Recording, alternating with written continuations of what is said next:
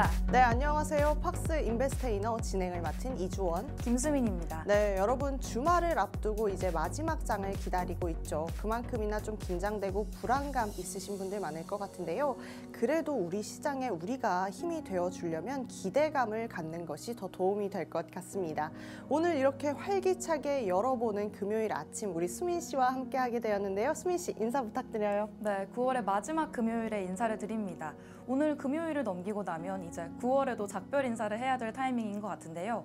오늘이 또 금요일이니만큼 저는 오늘 집에 가서 영화를 보면서 주말을 기다려볼까 하는데 오늘 이렇게 주원 씨를 보니까 딱 떠오르는 영화가 하나 있어요. 저 티파니에서 아침을이라는 영화인데 그 영화 오프닝 장면이 굉장히 유명하잖아요. 이렇게 오드리 헵번이 또각또각 걸어 나와서 매대를 보면서 아름다움을 뽐내는 장면인데 오늘 아침에 우리 주원 씨를 보니까 이 오드리 헵번이 떠오르더라고요. 자료화면 한번 띄워주시겠어요? 저희 이렇게 잠시만요. 싱크로율이 지금 100%인데 이거는 저의 의견과는 전혀 상관이 없다라는 점 우리 시청자 여러분 알아주셨으면 좋겠고요. 저는 우리 수민 씨 보면서 건축학개론 수지가 아닌가 이런 생각을 했거든요. 오늘 저희 방송 마지막 날인 것 같이 이렇게 막 질러보는 금요일인데 이제 주말이 지나면 우리 시청자 여러분 잊어주셨으면 좋겠습니다.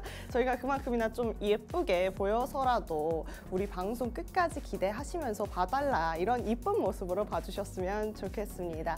어쨌든 오늘 우리 방송에서도 핫 이슈부터 경제 지식까지 그리고 미국과 국내장 브리핑까지 준비되어 있으니까요. 끝까지 재밌게 봐주셨으면 좋겠습니다. 네, 맞습니다. 우리 주드리 헵번이 알려주는 국내 증시 브리핑 오늘도 알차게 준비되어 있죠? 네, 맞습니다. 주드리 헵번이 우리 국내 증시 한번 알려드리도록 하겠습니다.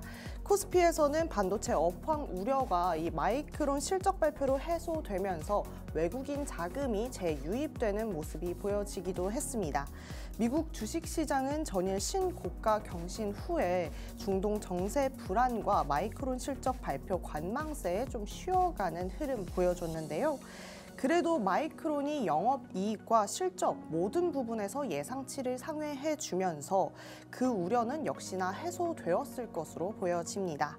그래서 코스피는 지수 반전 가능성을 가졌던 마이크론 실적 발표가 우호적으로 해석이 되면서 대형주들이 이 지수 상승을 견인해주기도 했습니다. 수급 보도록 하겠습니다.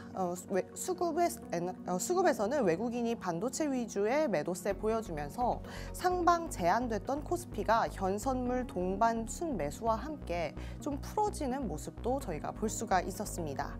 업종별로 봐도 반도체는 모건 스탠리가 제기한 AI 과잉 공급, DM 가격 피크아웃 우려를 마이크론이 불식시켜줬고 그러면서 전일 반도체 수급의 특이점은 돌아온 외국인이라고 볼 수가 있겠습니다. 이 부분에서 가장 기쁠 만한 기업은 단연 삼성이겠죠. 삼성전자에서 외국인이 15거래일 만에 순매수 전환하는 기쁜 장면도 저희가 어제는 볼 수 있었습니다. 코스닥은 투자 심리 회복에 전 업종 상승하는 것과 더불어서 IT 업종 강세가 지수 상승을 견인해주기도 했습니다. 반도체 투자 심리 회복에 PSK 홀딩스, 테크윙 등 AI 반도체 밸류체인 중심으로 강세 보였습니다. 또한 연중 하락세를 거듭했던 이 엔터주들도 어제는 상승세 보여줬습니다. 끝으로 원달러 환율은 반도체 투심 회복에 따른 위험자산 선호도 확대되면서 외국인 수급 유입에 5.4원 하락했고요. 아시아 증시는 상승했습니다. 여기까지 국내 증시 간단하게 한번 알아봤고요. 우리 수민 씨가 준비해온 간밤의 미국 증시 한번 알려주세요. 네, 뉴욕 증시 브리핑도 준비를 해왔습니다. 오늘 뉴욕 증시는 마이크론의 깜짝 실적 발표로 강세를 보이면서 상승 마감했는데요. 다우존스 지수는 260.36포인트, 0.62% 상승하면서 42,175.11에 장을 마쳤습니다. S&P 500 지수는 23.11포인트, 0.4% 오르면서 5,745.37에 마감했고요. 나스닥 지수도 108.09포인트, 0.6% 상승하면서 18,190.29로 거래를 마쳤습니다. 특히 오늘은 마이크론이 시장을 견인했던 주역이었는데요. 마이크론이 전년 동기 대비 매출이 무려 93% 증가하면서 77억 5천만 달러를 기록했습니다. 주당 순이익도 1.18달러가 나왔는데 이 수치가 월가의 예상치를 훨씬 웃도는 예상치였습니다. 이 때문에 마이크론의 주가도 오늘 하루 14.73% 급등하는 모습을 보여줬습니다. 이에 따라서 다른 반도체나 AI 관련 종목들도 좋은 흐름을 같이 보여줬는데요. 마이크론의 긍정적인 실적 발표로 인해서 반도체와 AI 관련 종목들이 함께 탄력을 받는 모습이었습니다. 엔비디아와 알파벳, 브로드컴 같은 대형 종목들도 상승하는 모습을 같이 보여줬습니다. 이렇게 반도체 업종 전반이 좋은 흐름을 가져가 주면서 오늘 발표됐던 주요 지표들도 미국 경제의 연착륙 가능성을 시사했는데요. 미국 노동부가 발표한 신규 실업보험 청구자 수가 21만 8천 명으로 직전주보다 감소하는 모습을 보여줬습니다. 또 2분기 GDP 성장률도 3%로 확정이 됐었는데 이전보다 개선된 수치를 보여주고 있습니다. 또 연준 인사들의 발언도 이어졌었는데 통화 정책에 대한 새로운 내용은 없었습니다. 연준 의장이 채권 컨퍼런스에서 개회사를 맡았었는데 통화 정책에 대한 언급은 없었고요. 연준 이사는 금리 인하가 좀 더 신중하게 진행되어야 한다는 입장을 밝혔습니다. 이번 주 증시에서 주목해야 될 부분이 주요 기업들의 실적 발표 그리고 경제 지표에 있을 텐데요. 이 내용들이 이번 주에는 큰 영향을 미칠 것으로 보입니다. 특히 마이크론의 호실적이 이어졌던 만큼 이 기술주들의 강세가 예상되는 모습인데요. 또 연준의 금리 인하 가능성도 계속해서 지목이 되어 왔던 만큼 우리 증시에도 중요한 변수로 작용할 것으로 보입니다. 이렇게 주원 씨의 국내 증시와 이렇게 뉴욕 증시 브리핑까지 알아봤는데요. 이렇게 시간이 흘러가고 시장이 흘러가는 데에는 무조건 이유가 있다, 이런 게 저희의 의견이었는데 이 의견들 뒷받침해줄 오늘의 뜨거운 핫이슈도 준비되어 있죠. 네. 오늘의 첫 번째 핫이슈 우리 주원 씨가 또 소개해 주시겠어요? 네, 저의 핫이슈 오늘도 조금은 좋은 소식으로 돌아왔습니다. 수미 씨, 저희 방송 얼마 전에 네. 이 뉴진스가 했던 라이브 방송에 대해서 얘기하면서 네. 하이브 주가가 약간은 고꾸라지는 모습을 보였다, 이런 얘기 했던 거 기억나시나요? 네, 맞습니다. 네, 그때 이제 라이브를 보셨다라고 하셨나요? 근데 그때 라이브 지켜봤었는데 네. 우리 뉴진스 멤버들이 입장을 발표를 하게 되면서 아무래도 뉴스가 쏟아지다 보니까 주가에도 좋지 못한 영향을 줬던 것으로 풀이가 되고 있습니다. 아, 네, 맞습니다. 그때 당시에 이제 멤버들이 문제 해결 기한을 25일로 정했습니다. 그런데 이제 어제가 26일로 하루 지난 상태였죠. 그러면서 드디어 하이브가 입장을 냈습니다. 수미 씨, 혹시 어떻게 됐을 것 같아요? 아무래도 뉴진스 멤버들이 이렇게 강경하게 나왔던 만큼 네. 조금은 절충해주는 모습을 보이지 않았을까 싶은데요. 네, 맞습니다. 어쨌든 아직 민희진 대표가 다시 돌아오는 것은 아니고요. 일단 사내이사 임기 연장을 추진하는 절충안을 내놓았다라고 합니다. 하지만 민희진 전 대표는 이에 대해서 진정성 있는 제안은 없었다라며 대표이사 복귀를 재차 요구하며 이를 사실상 거절했다라고 합니다. 그런데도 왜 주가가 올랐냐면요. 갈등의 불확실성이 좀 해소가 된 거겠죠. 어쨌든 이 문제가 있기 전에는 25일 전에는 계속해서 뉴진스가 앞으로 어떤 행방을 보일지 모르겠고 하이브에게 어떠한 불확실성이 계속해서 일어날지 몰랐기 때문에 오히려 우려감이 좀 들어갔는데 25일 이후에 어쨌든 뭐 해결이 됐든 안 됐든 하이브의 입장이 나오면서 최소한의 그 불확실성은 좀 해소가 됐다라고 볼 수가 있겠습니다. 그 결과 어떻게 앞으로 어떤 결과가 나올지는 좀 지켜봐야 할 것 같습니다. 근데 하이브가 상승한 이유 비단 이 부분만이 아닙니다. 다른 문제도 다른 이슈도 있었는데요. 수민 씨, 혹시 어떤 이유로 우리 하이브가 좀 주가가 올라가줬을 것 같아요? 아무래도 민희진 대표의 이슈도 있었거니와 계속해서 하이브에 대한 기사들이 나오고 있는 만큼 우리 주가가 항상 뉴스에 많이 움직이잖아요. 그쵸. 이런 부분들이 또 영향을 준 게 아닌가 싶은데요. 네, 맞습니다. 그 뉴스 중에 하나였는데요. 지금 엔터주들이 밸류업 지수 편입 효과에 힘을 얻었다라고 합니다. 사실 저번 달에 엔터주들을 좀 일정 소개해드리면서 9월 달에 우리 엔터주들 굉장히 바삐 움직일 것 같다. 그러면서 주가 조금 힘을 내주지 않을까요? 라고 말씀을 드렸었는데 이번에 밸류업 체인이라는 부분에서 우리 엔터주들이 힘을 받게 된 것으로 보여집니다. 사실 뭐 반도체도 반도체인데요. 정말 국내에서 엔터주만큼 이 저평가 받는 기업도 없는 것 같습니다. 정말 K-열풍의 선도 주자고 K-팝이 굉장히 중요한 시점에 이 엔터주들이 굉장한 역할을 많이 해주고 있잖아요. 그만큼이나 이 밸류업 통해서 정말 그 기업들의 가치가 제고되었으면 좋겠다라는 생각을 합니다. 수미 씨, 이런 이야기 들으면서 엔터주 네. 좀 어떻게 보세요?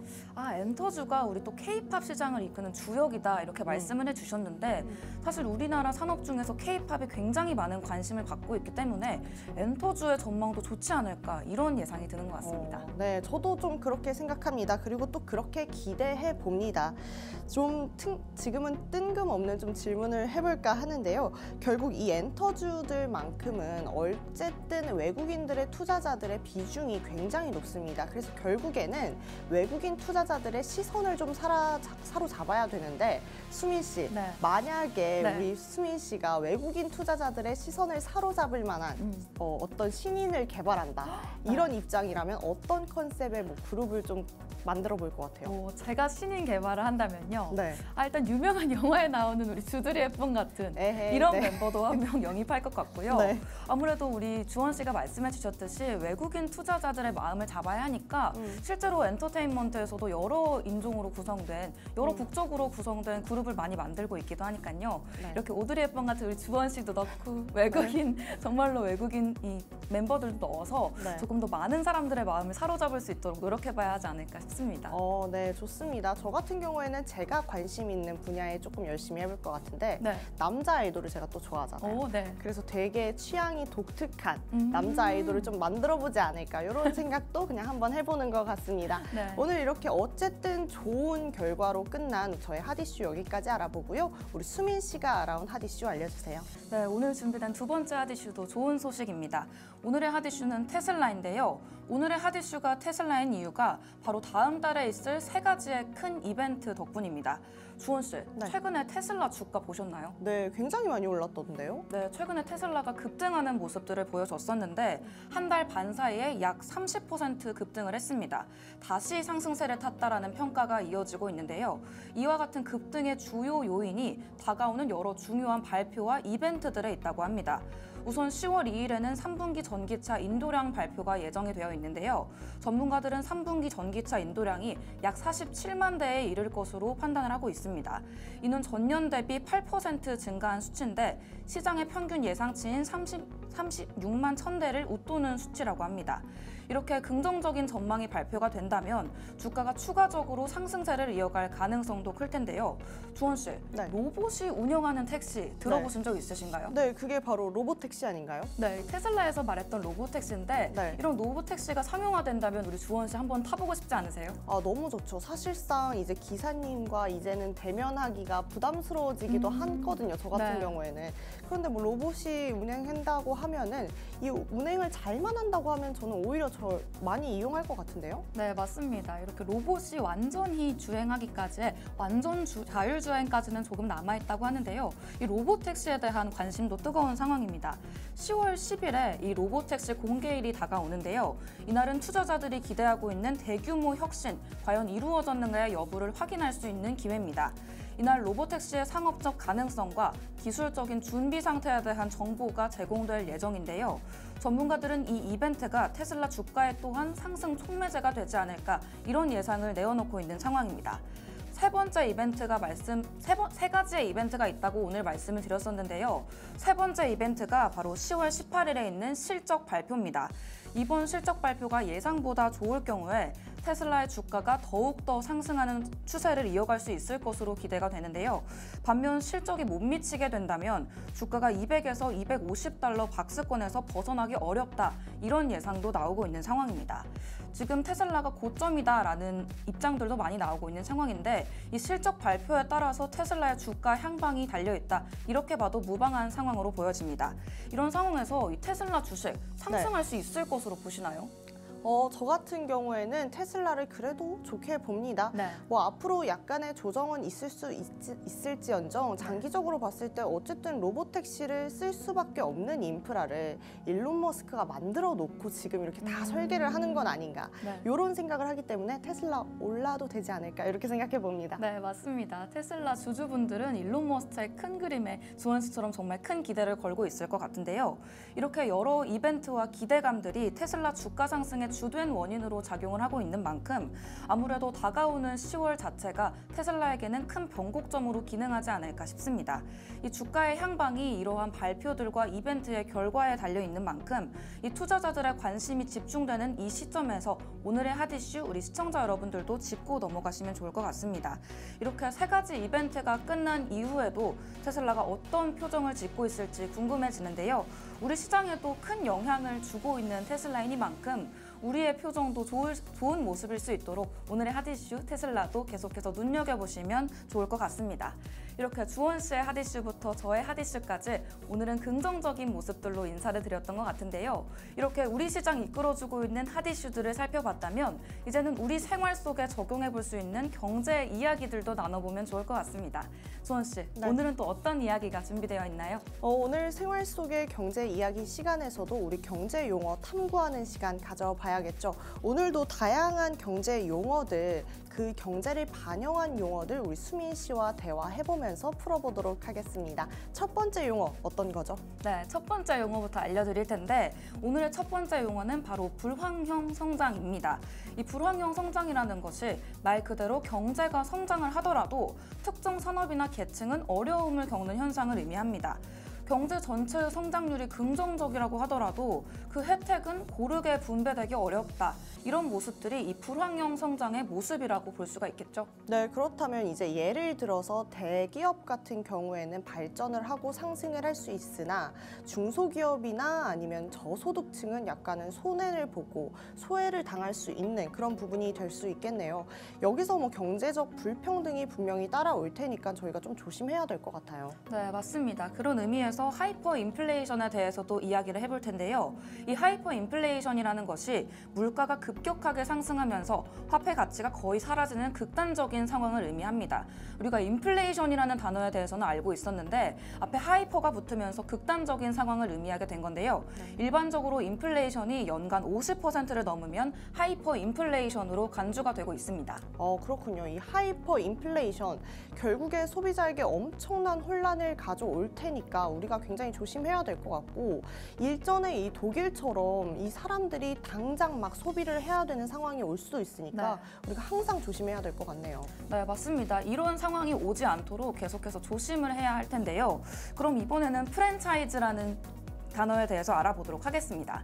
프랜차이즈라는 것이 특정 브랜드와 운영 방식을 따르는 가맹점들, 이런 가맹점들이 독립적으로 운영되는 시스템을 의미합니다. 가맹점이 본사로부터 상표, 그리고 운영 방식까지 받아서 진행을 하고 있기 때문에 아무래도 조금 더 안정적이라는 장점이 있을 텐데요. 이 경영 노하우를 제공받는다는 점에서 조금 더 안정성을 가져갈 수 있지 않을까 싶습니다. 이미 알려진 브랜드를 이용할 수 있기 때문에 실패 확률도 줄여볼 수가 있겠죠. 그렇네요. 지금 시장 같은 경우에는 이 안정성만큼 좋은 키워드는 없는 것 같아요. 다음으로는 소셜 임팩트 투자에 대해서 말씀드리도록 하겠습니다. 소셜 임팩트 투자는요, 사회적 가치를 창출하고자 하는 프로젝트나 기업에 투자를 하는 것인데요. 수익을 추구하면서도 이 사회의 문제 해결을 목표로 한다라고 말씀드릴 수 있겠습니다. 말 그대로 소셜 임팩트니까 네. 사회적인 효과를 고려한다는 단어로 들리는데 아무래도 사회적인 가치와 수익을 동시에 고려한다 이런 의미인 것 같습니다. 이런 투자 방식들이 요즘에 많은 주목을 받고 있다는 것 자체가 조금 더 흥미롭게 느껴지는 부분인 것 같습니다. 네, 좋습니다. 그 다음 용어 그럼 바로 알려드리도록 하겠습니다.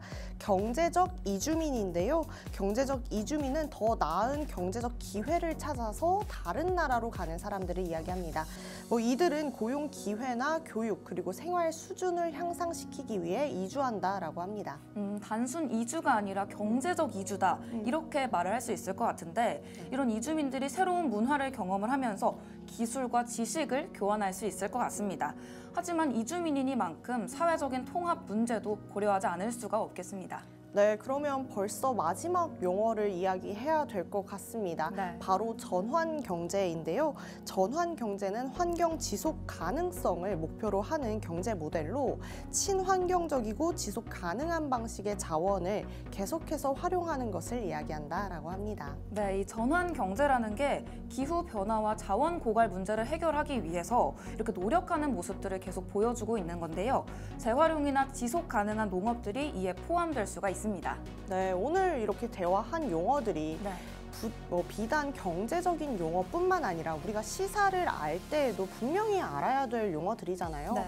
그러면서 뉴스에서 어떤 이야기가 나오고 프로젝트가 나온다라고 했을 때 우리가 알고 있어야 되는 부분이기 때문에 이렇게 생활 속의 경제 이야기, 가벼운 제목으로 시작을 했지만 우리가 꼭 알아두어야 한다라는 점 꼭 알아두셔야겠습니다. 네, 맞습니다. 우리 생활 속의 경제 이야기라서 가볍게 느껴지실 수도 있겠지만요. 사실 우리 생활이란 게 사실 삶의 전부가 아니겠습니까? 또 우리 생활 속의 경제 이야기에서 말씀드리는 부분들이 우리 삶 전반에도 좋은 영향을 줄 수 있도록 기도를 해보면서요. 저희는 다음 시간에도 알찬 단어들로 찾아올 예정입니다. 하지만 여기서 인사드리기 정말 아쉬운데요. 주원 씨. 네. 그래서 저희가 준비한 공간이 또 마련되어 있죠? 맞습니다. 이제 주말이에요. 주말 동안 또 불안함을 혼자 가지고 계신 분들 분명히 계실 것 같습니다. 그래서 저희가 준비한 공간이 있는데요. 유튜브에 팍스탁 세 글자 치고 들어가시면요. 저희 팍스 인베스테이너가 재밌는 영상 많이 준비해놨고요. 그뿐만 아니라 많은 멘토님들의 투자 의견도 들어보실 수 있습니다. 이 주말, 아까운 금 같은 주말 그냥 네. 보내지 마시고 재미있게 유튜브로 공부해보시는 시간 가지셨으면 좋겠습니다. 네, 맞습니다. 이렇게 유튜브로 영상으로 준비된 공간이 있다면 저도 이 공간 소개해드리고 싶은데요. 바로 팍스 통신망입니다. 아래에 나가고 있는 QR코드 스캔해보시면 바로 이용해보실 수가 있는 공간인데요. 현재 우리 시장 상황이 좋지 않은 모습들 중에서는 가장 좋은 모습을 보여주고 있는 상황이다. 이런 생각이 드는 것 같습니다. 사실 우리가 좋지 않은 장에서 공부를 하려면 마음도 무겁고 마음이 조급해지는 경향이 있을 텐데요. 이렇게 시장이 좋은 모습을 보여주는 상황 속에서 좀 더 기분 좋은 마음으로 공부해보시면 또 우리 시장 이해하는 데 좀 더 도움이 되지 않을까 싶습니다. 아래 나가고 있는 QR코드 스캔해보시면 저희 멘토님이 장 개장 전부터 안내를 해주시고 있기 때문에 이 정보들 장 개장 전부터 장 개장 후까지 공부해보시면서 기분 좋은 경제생활 해보셨으면 좋겠습니다. 네, 좋습니다. 이렇게 저희 만날 수 있는 공간까지 소개해드렸다면 이제 다시 또 우리 시장 이야기 하러 가야겠죠? 네. 더 지체하지 않고 2부에서 찾아뵙도록 하겠습니다. 그때까지 채널 고정!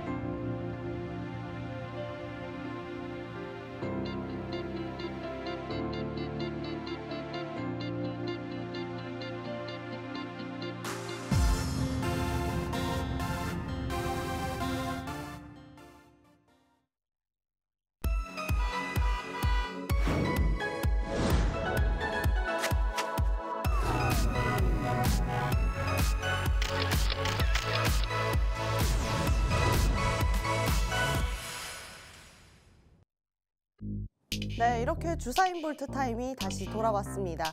오늘은 또 어떤 특별한 이야기와 퀴즈가 준비되어 있을지 함께 기대해 보시면서 출발해봐도 좋겠습니다.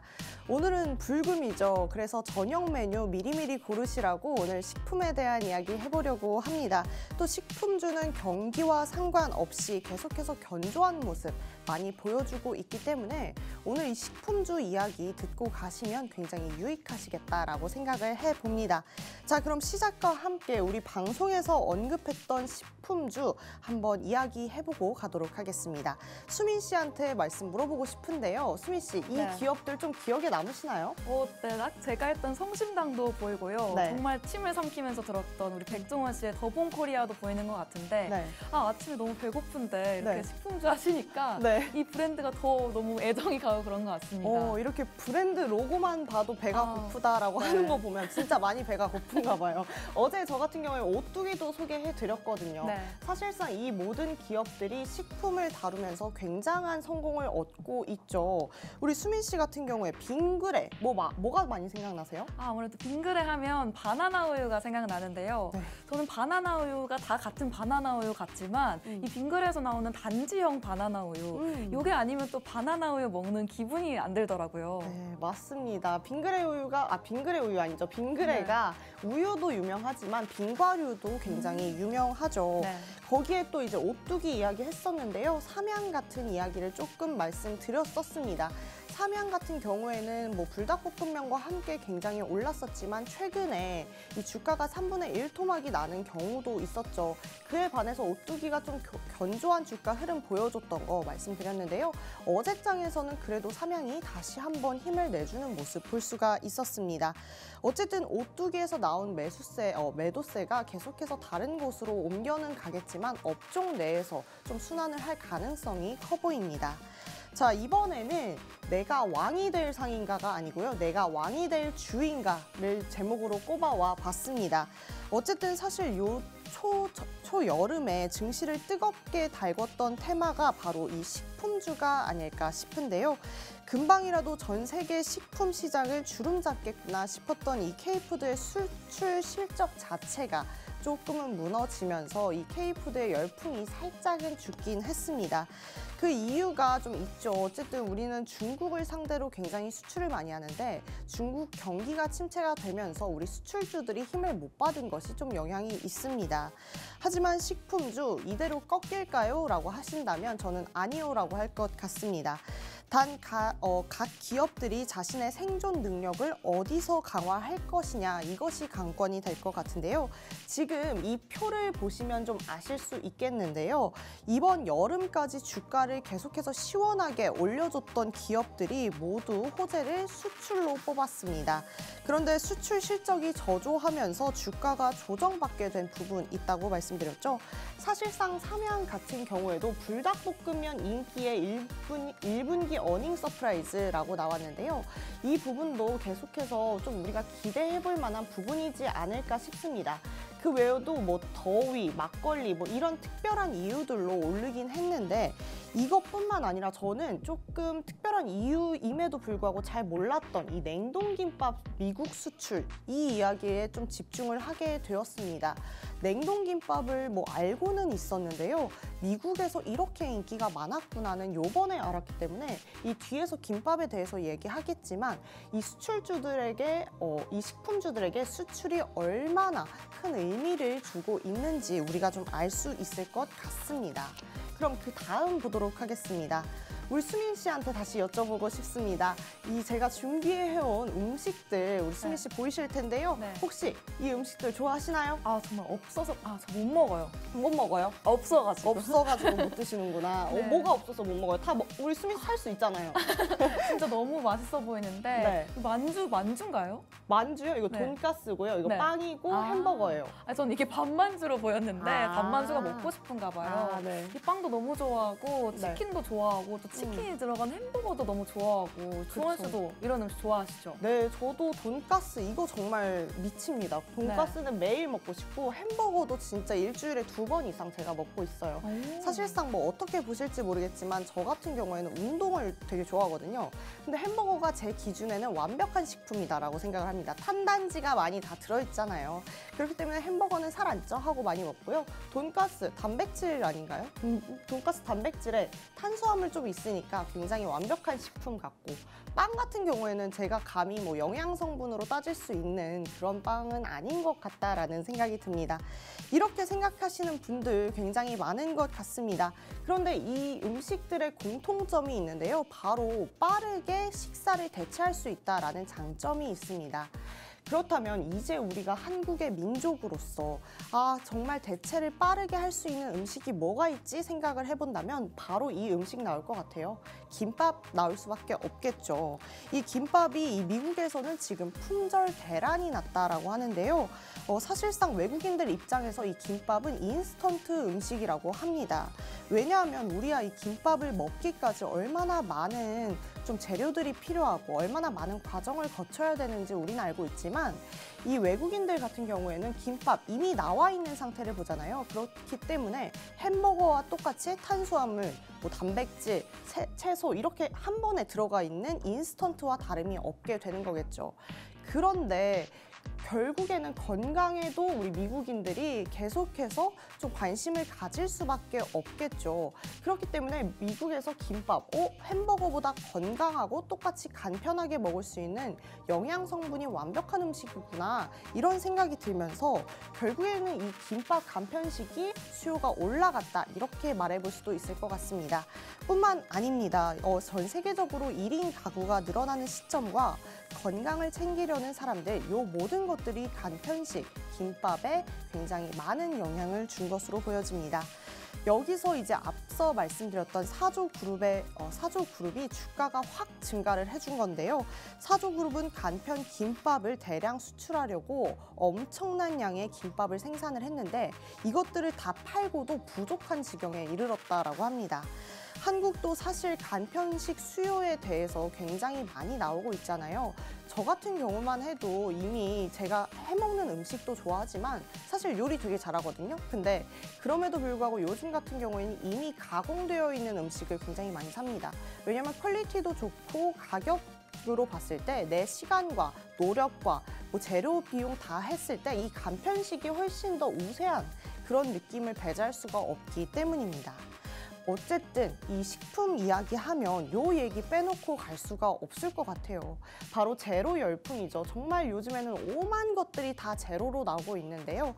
정말 이제는 물만 먹지 않아도 살을 뺄 수 있는 그런 상황이 오고 있는 거죠.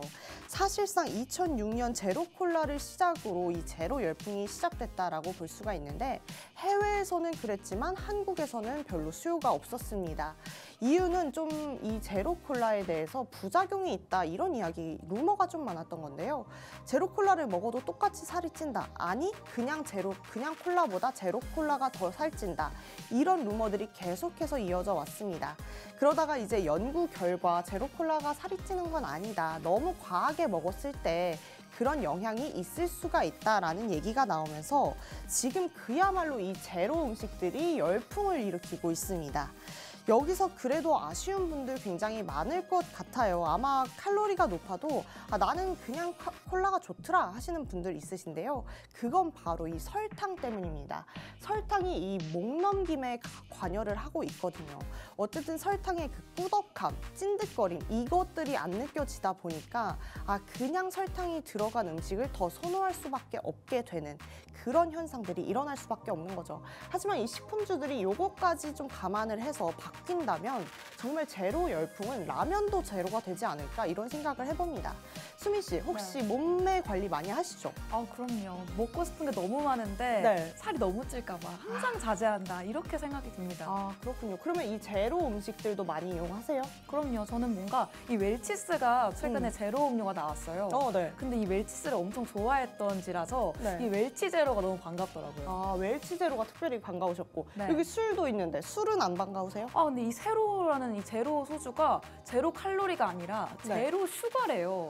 그래서 칼로리는 또 그대로다, 이런 이야기를 들어서 술 원래도 잘 안 먹지만 속을 뻔했다, 안 먹어, 이렇게. 그렇네. 그럼 여기 껴있으면 좀 그렇긴 하네요. 제로당. 소주는 원래 당이 제로이지 않나, 이런 생각을 해보는데, 어쨌든 이렇게 제로로 해서 제로 술과 제로 음료로 해서 아, 이제 술도 살 안 쪄 하면서 마시는 분들 계실 것 같은데요. 오늘 수민 씨가 말씀해 주셨네요. 당만 제로고요. 칼로리가 제로가 아니래요. 그래서 네. 살 찌실 수 있다라는 점 알아두셔야겠습니다. 어쨌든 우리 그래도 팍스 인베스테이너인데 종목 이야기 안 하고 넘어가면 너무 아쉽잖아요. 그래서 우리 식품주들에 대해서 잠깐 알아보고 넘어가도록 하겠습니다. 우리 식품주들입니다. 잘 보이실지 모르겠는데요. 먼저 CJ 시푸드 있고요. 삼양식품 있고 사조 시푸드 있습니다. 저는 여기에 오뚜기를 좀 가지고 오고 싶었는데 어제 오뚜기 자랑을 제가 너무 많이 해서 오뚜기는 빼고 앞으로 그래도 수출적으로나 어떤 모습을 봤을 때 좀 전망이 있는 종목들을 좀 가지고 와봤습니다. 어쨌든 계속해서 저희가 뭐 이 기업들에 대해서 식품주뿐만 아니라 좀 유망한 기업들 많이 소개해드리고 있으니까요. 앞으로도 식품주 관심 가져보시면서 끝까지 이 종목들도 한번 봐주시면 좋을 것 같습니다. 삼양 최근에 뭐 주가가 반토막 이상 났지만 그래도 수출주로 기대받을 만하고요. CJ 시푸드는 계속해서 어묵을 좀 주력 상품으로 뽑고 있습니다. 그러면서 요즘에 어떡이라는 게 또 유행을 하고 있대요. 어묵 속에 떡을 넣어서 먹는 건데요. 뭐 어쨌든 그 부분도 좀 수요가 있다라고 하니까 좀 지켜봐도 될 것 같고요. 다음은 사조 시푸드가 또 있겠죠. 대표적으로 사조 그룹을 통해서 사조 시푸드를 가지고 와봤는데요. 아마 간편 김밥이 계속해서 이 해외에서 인기가 앞으로 지속될 것으로 보여지면서 이 사조 그룹의 뭐 행보도 좀 기대가 된다라고 말씀드릴 수 있을 것 같습니다. 어쨌든 이 어떤 사업을 할 때 어떤 모멘텀에서 어떻게 상승할지 모르고 어떤 호재가 잇따를지 모르는 게 지금 시장으로 보여집니다. 그럼에도 불구하고 우리 투자하기로 마음 먹었다면요. 우리 사업자분들이 워렌 버핏이 백종원 씨께서 그렇게 했던 것처럼 내가 확신했던 부분에 대해서 확신을 끝까지 갖고 나에게 투자하는 거 그리고 나의 계좌에 투자하는 거 그 자신감 또한 중요하겠다라는 생각이 듭니다.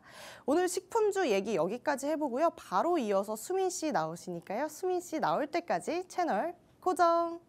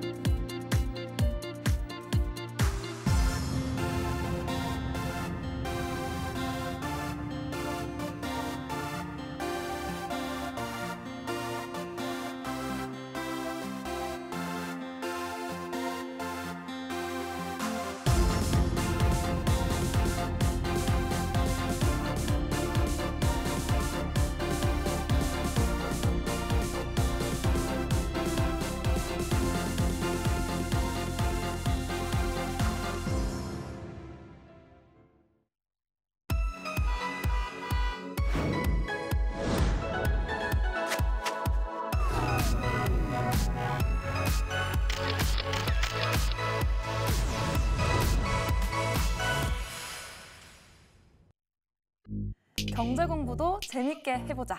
이렇게 수민이 시간으로 인사를 드리고 있는 김수민입니다. 오늘도 새롭고 재미있는 주제로 어렵게만 느껴졌던 경제 이야기들 말랑말랑하게 풀어서 또 재미있게 이야기해보려고 하는데요. 오늘 여러분과 함께 이야기 나눌 주제가 바로 테슬라입니다. 전기차의 선두 주자이자 혁신의 아이콘으로 떠오른 우리 테슬라. 그 창업 이야기에도 많은 비밀들이 숨어 있다고 하는데요. 그중에서도 오늘은 테슬라의 시작과 일론 머스크의 인생 이야기를 중심으로 오늘 수민이 시간을 이끌어 가보려고 합니다. 여러분은 이 일론 머스크가 테슬라의 창립자다 이렇게 알고 계실 것 같은데요. 사실 테슬라는 일론 머스크가 처음부터 창업했던 회사가 아니라고 합니다. 2003년에 마틴 에버하드와 마크 타페닝 이 두 엔지니어가 테슬라를 처음 설립했었는데요. 이들이 전기차를 만들고 싶다 이런 다짐을 계속 이어나갔었는데 자본이 부족했다고 합니다. 그렇기 때문에 이 머스크가 이 회사에 투자를 하게 되면서 테슬라의 이야기가 본격적으로 시작이 된 건데요.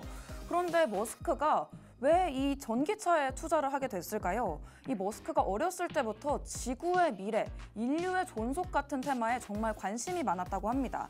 아무래도 지속 가능성 여부에 계속해서 관심을 보여줬던 것 같은데 화석 연료를 더 이상 우리가 사용할 수가 없게 된다면 우리의 미래는 전기에 있다. 이런 판단을 내렸던 것 같습니다.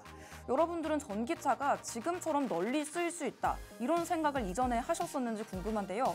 저는 사실 전기만으로 차가 굴러갈 수 있는가 이 문제를 이전에 고민을 해봤을 때 조금 힘이 부족할 것 같다, 어려울 것 같다 이렇게 생각을 했었는데요. 역시 블루오션을 개척하는 사람만이 기업가가 될 수 있는 것 같습니다. 머스크가 전기가 미래다 이런 비전을 가지고서 테슬라를 지금처럼 세계적인 기업으로 성장시키고 있습니다. 그럼 이 테슬라의 첫 번째 전기차 무엇인지 궁금하실 것 같은데요. 바로 로드스터입니다. 이 스포츠카가 2008년에 출시되었었는데 지금 봐도 정말 외관이 화려하고 예쁜 것 같습니다. 당시 전기차에 대한 인식들이 좋지 않은 모습이었는데 이 전기차에 대한 안 좋은 인식들 완전히 바꿔버렸던 모델이 바로 이 로드스터죠. 왜냐하면 이 차가 전기차 이렇게 환경만 생각하는 차가 아니라 느리고 지루한 차 이런 편견들을 모두 깨버리는 전기차였던 건데요. 시속 100km에 이르는 속도를 단 4초 만에 달성을 할 수가 있었다고 하고요. 충전 한 번만으로 390km를 주행할 수 있었다고 합니다.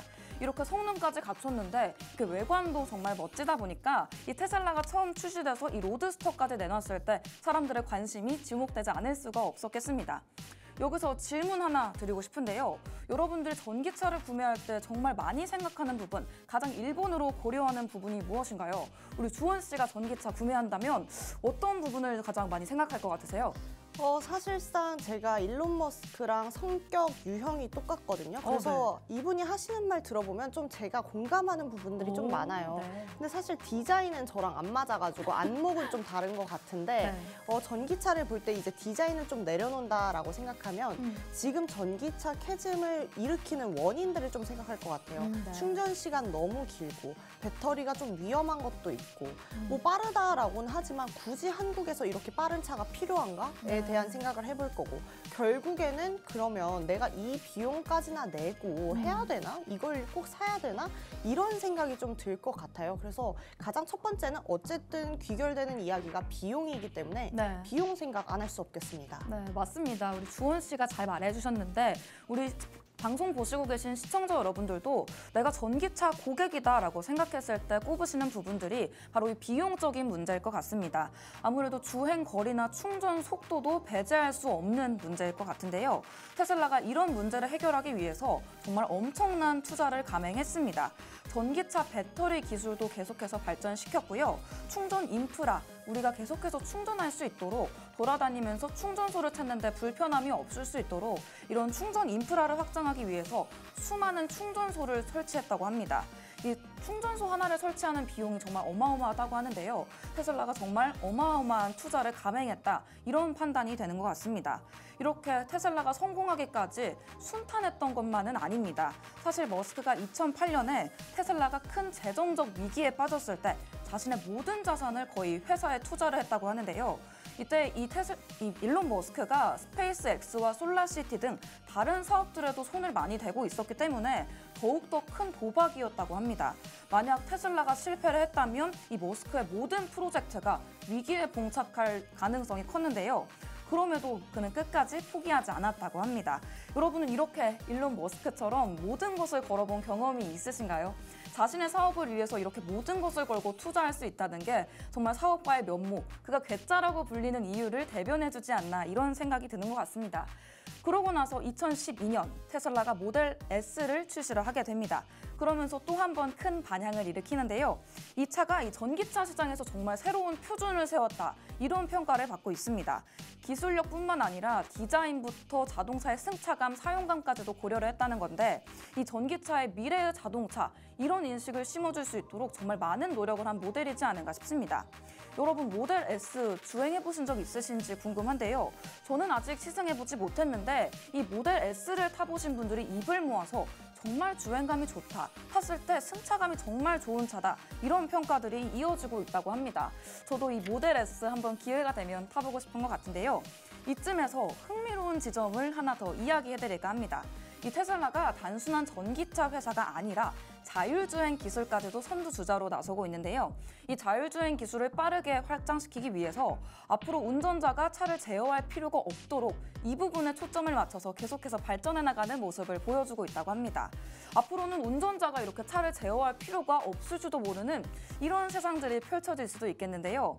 이렇게 기술이 완성되게 된다면 교통사고도 줄일 수가 있겠고요. 우리가 운전하는 데 투자하는 시간을 다른 데 투자할 수 있으니까 조금 더 효율적인 생활을 해볼 수 있지 않을까 싶습니다.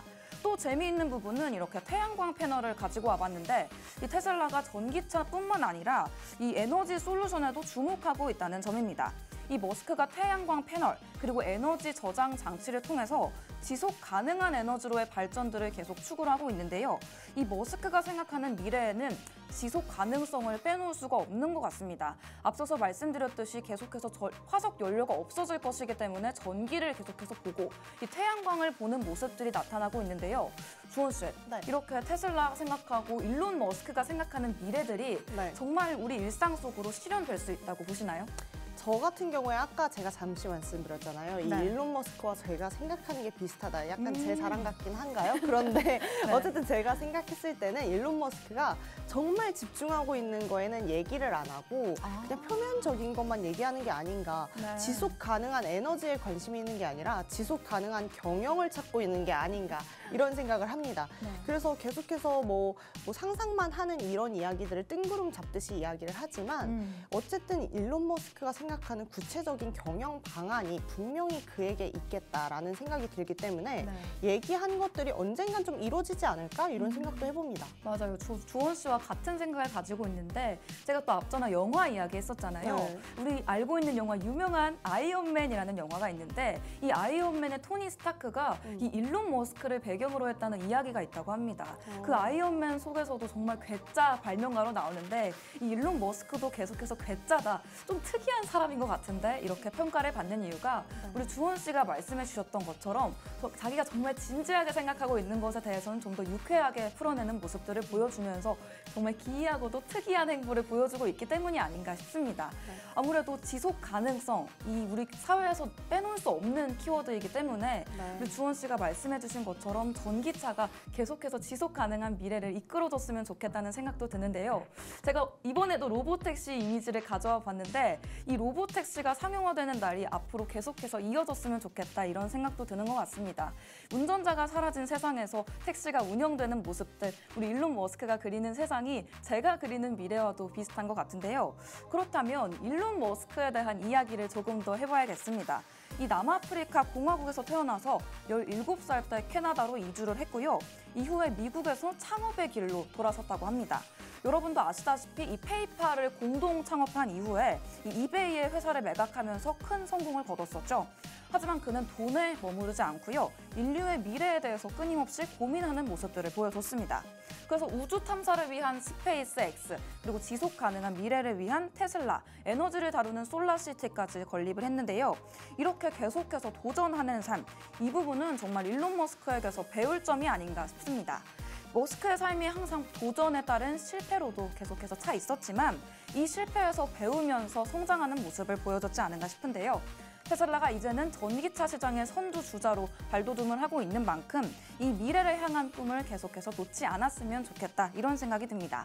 오늘 이야기를 나눠보면서 우리 주원 씨에게 또 여쭤보고 싶은데 우리가 계속해서 지속 가능성에 대한 이야기를 하고 있잖아요. 이 테슬라가 이런 모델들을 가져가면서 지속 가능성에 대한 꿈을 꿀 수 있을지 우리 주원 씨는 어떻게 생각하시나요? 어쨌든 주가로 봤을 때는 이것들이 전 세계적에서는 필요할 것 같아요. 근데 정말 단지 한국으로 본다면 자율주행이 정말 필요한 국가인가라는 생각이 들어요. 그렇게 네. 장시간 운전을 하는 국가가 아니기 때문에 어떤 다른 부분에서 봤을 때는 우리가 좀 비판적인 사고를 해야 되긴 하겠다. 네. 일론 머스크에게 너무나 이렇게 일방적인 사랑을 보내는 거는 좀 안 될 수 있겠다. 이런 생각을 해보기도 합니다. 네, 맞습니다. 모든 주식과 종목에 리스크가 있는 만큼 주원 씨가 언급해 주신 대로 조금 위험한 부분도 있지 않을까? 정말 자율주행이 상용화가 될 수 있을까? 이런 부분에 대한 우려도 있는 것 같습니다. 저는 운전자로서 이 자율주행 상용화 굉장히 기대하고 있는 상황인데요. 아무래도 테슬라가 계속해서 이런 부분들의 기대감으로 주가도 상승해 왔던 만큼 이 부분이 실현될 수 있을지 앞으로 다가오는 이벤트 속에서 확인해 보셔야 될 것 같습니다. 오늘 이야기, 오늘의 수민이를 마무리하면서 여러분들께 마지막 질문을 드리고 싶습니다. 우리가 머스크처럼 세상을 바꾸는 비전을 가지고 있는지 여쭤보고 싶은데요. 테슬라의 미래가 어떻게 되든 이렇게 도전하는 자세는 배울 점이지 않나 싶습니다. 오늘 수민이 시간은 이렇게 인사를 드려야 할 것 같습니다. 오늘의 수민이는 인사드리지만 경제 공부는 끝나지 않는다는 점 안내드리면서 본 방송에서 제공해드리는 정보는 투자 판단에 대한 조언일 뿐 해당 종목의 상승 또는 하락을 보장하지 않는다는 점 안내드립니다. 저희 굿모닝 인베스테이너 다음 시간에 인사드리겠습니다. 시청해주신 여러분 고맙습니다.